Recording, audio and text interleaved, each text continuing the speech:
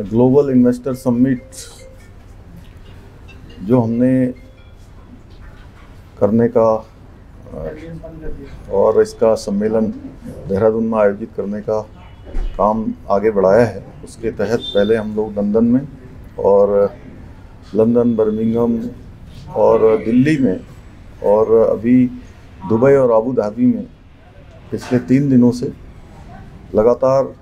विभिन्न निवेशक समूह से मिले हैं। इसमें पर्यटन के क्षेत्र में, स्वास्थ्य के क्षेत्र में, शिक्षा के क्षेत्र में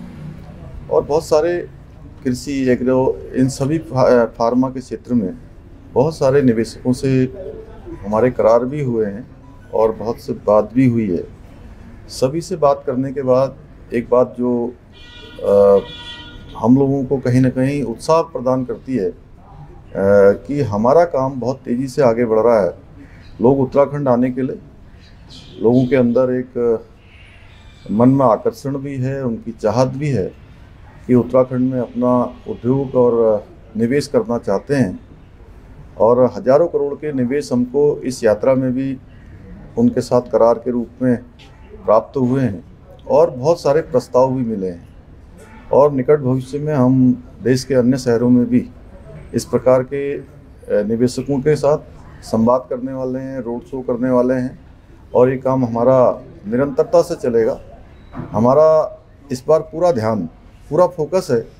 कि हम जब तक हमारा ये सम्मेलन आयोजित होगा 8 और 9 दिसंबर को, उससे पहले जो करार हैं उन सभी को धरातल पर उतारें, उसकी ग्राउंडिंग करें और उसको लेकर हम लगातार आगे बढ़ रहे हैं। और इस दौरान हमें बहुत सारे सुझाव भी प्राप्त हुए हैं, उन सुझावों पर भी हम बात करेंगे। जितने निवेशकों के द्वारा हमारे साथ करार हुए हैं और प्रस्ताव आए हैं, उन सभी का हम आकलन करने के बाद आगे बढ़ेंगे कि उत्तराखंड राज्य के लिए कौन से उपयोगी हैं, कौन से लॉन्ग टर्म में फ़ायदेमंद हो सकते हैं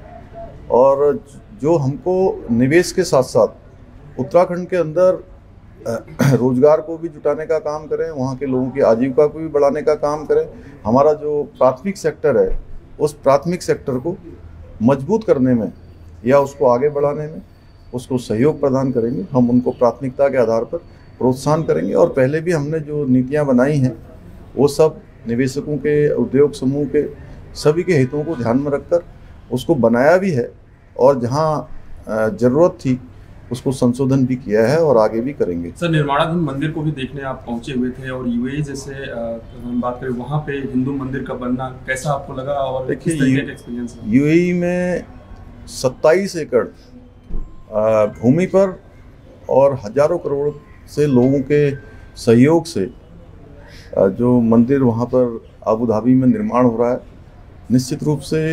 वो एक बहुत बड़ा हमारा धर्म का स्थान बनने वाला है, बहुत बड़ा पूज्य स्थान बनने वाला है। वो बहुत ही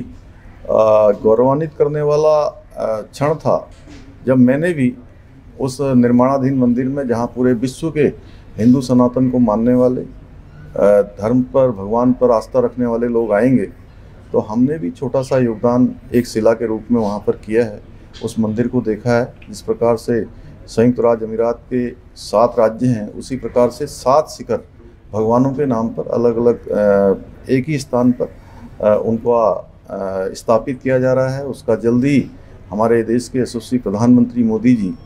उसका लोकार्पण और वहाँ पर उद्घाटन करेंगे। निश्चित रूप से आज हमारी जो पताका है, एक भारत श्रेष्ठ भारत, आज दुनिया के अंदर जो भारत का मान सम्मान और वैश्विक रूप से पहचान बढ़ रही है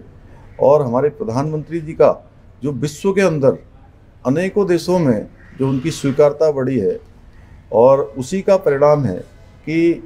उस आबू धाबी में हिंदू मंदिर के निर्माण और उसके पहले दिन जब वहाँ पर उसका शिलान्यास हुआ था, तो यूएई सरकार के 3 मंत्रियों ने भी आकर वहाँ पर उसमें योगदान दिया है। निश्चित रूप से आदरणीय प्रधानमंत्री जी का भी इसमें बहुत बड़ा योगदान है कि उनकी प्रेरणा से विदेश की धरती पर इतना भव्य और दिव्य मंदिर का निर्माण हो रहा है। मोदी जी के शासनकाल में 2014 के बाद देश के अंदर सबका साथ, सबका विकास, सबका विश्वास और सबके प्रयास के आधार पर काम हो रहा है। अब तुष्टीकरण नहीं, बंद की संतुष्टिकरण पर काम हो रहा है। सर एक सवाल और है, चुनाव है 5 राज्यों में और जैसे कि देख रहे जो IND गठबंधन बना है वहाँ जो उनके प्रत्याशी उतारे जा रहे हैं वहाँ अन्य विपक्षी दल भी जो उनका सहयोगी दल कह सकते हैं वो भी अपने कैंडिडेट उतार रहा है। ऐसे में क्या लग रहा है कि ये एक छवि देखने के लिए मिल रही है कि IND गठबंधन आगे चल पाएगा कि नहीं चल पाएगा 24 में? देखिए IND गठबंधन जिसके मूल में केवल और केवल अपने राजनीतिक दलों का अस्तित्व बचाना, अपने परिवारों का अस्तित्व बचाना और देश के अंदर जिन्होंने लंबे समय तक शासन किया है, लंबे समय तक देश की सत्ताओं को, राज्यों की सरकारों को चलाने का काम किया है, वो उसको जनता पहले ही नकार चुकी है। और आने वाले जो 5 राज्यों के चुनाव हैं उसमें सब में भारतीय जनता पार्टी, और अब मैं विदेश की धरती से आकर कह सकता हूं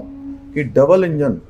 आज समय की भी मांग है, राज्यों की भी मांग है और देश की भी मांग है। इसलिए लोग डबल इंजन की सरकार चुनेंगे और दिल्ली में मोदी जी के नेतृत्व में सरकार चल रही है, आगे भी चलनी है, इसलिए राज्यों की सरकार भी वही बनाएंगे। लेकिन मैं आपको सिर्फ ये अपील करने आया हूं कि अगर अभी तक